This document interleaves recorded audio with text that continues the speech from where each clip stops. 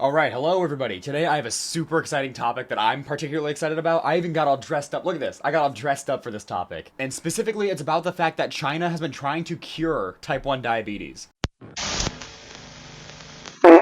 Okay, the first thing I wanted to bring up is the two different types of diabetes. I'm not going to go super in-depth about it because, I'm sure if you clicked on this, you probably already know.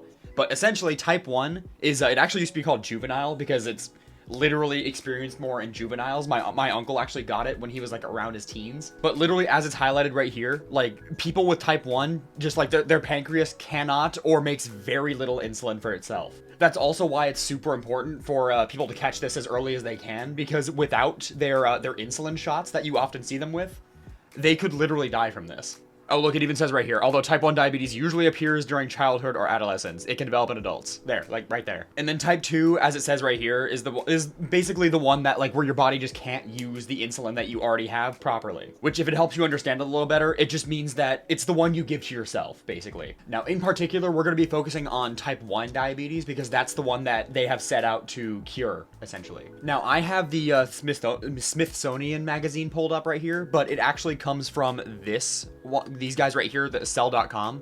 But the Smithsonian, they made it a lot more digestible, basically. Because honestly, if you look at this one right here, look at how far I can scroll down. It is ridiculous how many graphs and how many words are here. A lot of people aren't going to read this. And I kind of understand if you would read an article like this, why you wouldn't, let alone, not just comprehend it, but let alone actually be able to get through it. Now, as I mentioned before, my uncle actually has type 1 diabetes. He was diagnosed I believe he was diagnosed in his teens, but I'm pretty sure he noticed signs even earlier. And even though there are a huge amount of Americans that have type 1 diabetes, it's really important to note that China has the highest case of diabetes in the world. So if you think about it, it really does make sense that China would be the one to do it first. Now, this sentence right here is really important. Type 1 diabetes is an autoimmune disease in which the body attacks its own insulin-producing cells in the pancreas, which are found in clusters called isolates. And those isolates are important. I'll tell you in a second why. Now, the name of this guy, of the researcher who did this procedure, I'm not going to try to pronounce his last name, but he goes by Deng. Dr. Deng. It just goes off the tongue a little better. And although this woman did decide to stay anonymous, it's important to know that she's already had to try to do a liver transplant that failed. Or, excuse me, I read it wrong. It's she had isolate cells transplanted from somebody else, and that's the one that failed. She also had two liver transplants. Now, I literally don't know how they did this. I don't know how they've not let alone found this out, that this is possible. But there are cells inside of your body that can literally turn into a different type of cell. Just infinitely, and they deem them pluripotent cells. That's what they're called. And specifically in this case, they took some of the fat tissue from this woman and turned them into these pluripotent cells, which then converted into those isolates that normal people would have. Now, usually these isolates are injected into the liver because apparently that's just the best place to do it for these types of procedures. But because this process is so new and so unique, they need to be able to track these properly, so they did it in the abdomen instead.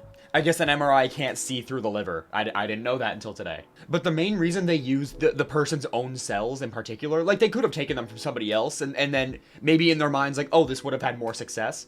The main reason why they used their own cells is because there's no potential rejection. That's the biggest problem you hear about with liver transplants, lung transplant, all these types of transplants, is that sometimes different people's parts don't mix. The easiest one to understand is blood types, right? That's why blood types exist, is because that's how you know whose can be crossed and whose can't. Now, as you can see from the graph from Cell.com, look at this. Oh, it only took 75 days for it to completely plummet down her insulin dependence, I mean. And look at that, it completely stayed regular after that. You can also see the overall, like a very simplified process here on the whole thing that I just described. They were literally able to reprogram her fat cells into isolates, which I don't know how that works or how the cells can stay alive outside of the body like that. I don't know how that works, but they were able to do it. And now, as she says right here, look, check it out. She can eat sugar now. She can enjoy everything. She can enjoy everything.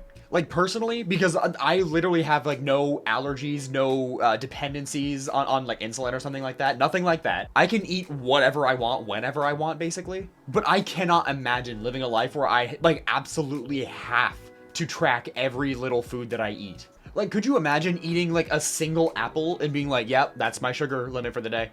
Boo-hoo, I have to cry about it now. No more food. And as you can see right here, like, look at the monthly cost for insulin these days. And this is roughly between like 2022 to 2025-ish. Like, the cheapest option I'm seeing on here is like $450. That's ridiculous. It's like you basically have to choose, like, would you rather have a car or would you rather live? Now, like, why is this so important to me, right? Like, why does it matter so much that type 1 diabetes gets cured? Obviously, it's important to the world, but why is it important to me? As I stated earlier, my uncle has it. So there's a very good chance that if I choose to have kids one day, they might get it too. And I'm sure that a lot of you have heard that like diabetes can skip generations. So because so far, at least, I don't have it, there's a good chance that each kid that I have, potentially, could get it. Like a pretty high chance to get it too. Now, the fact that anybody at all has been considering getting this cured is like a huge deal to me. And I would really like to see it go to at least the trial phases in the US one day. Because, like, aside from the fact that I don't have a girlfriend yet or a wife, like, the main reasons why I'm not gonna have kids is because, like, I have heart disease in my family and I have diabetes in my family. Why would I subject them to a world that's gonna be potentially worse than mine? Because, like, I would believe I'm the type of person that wouldn't baby them with every dollar that I have to my name. But I would hate to see a world where they have to grow up thinking about, oh, do I want food for the next month or do I want to have my fucking insulin pen? I just can't picture myself like making them choose between that. Now, obviously, I didn't choose to give them diabetes. It just happened. But like, I don't want to be responsible for bringing that onto them to begin with. That's just not fair. Now, in better news, Japan, like some researchers in Japan are even interested in this. So like, there's a better chance that if these succeed, we might see it come to the US in the future. And one more thing I wanted to mention is that like fitness and dieting gets so hard when you have to limit yourself on what you're eating just by default. Could you imagine having to be a bodybuilder, or not having to, but choosing to be like you want to be a bodybuilder one day, but yeah, oh well, I have diabetes, I literally can't. Like, that sucks, man. My uncle can't put on any body weight to save his life. And personally, I would hate having to, like, carry around a little device to prick my finger every, a couple hours. That sounds horrible. It sucks. But anyways, I'm excited for this to continue. For now, though, I don't know, that's all I got to say. Later.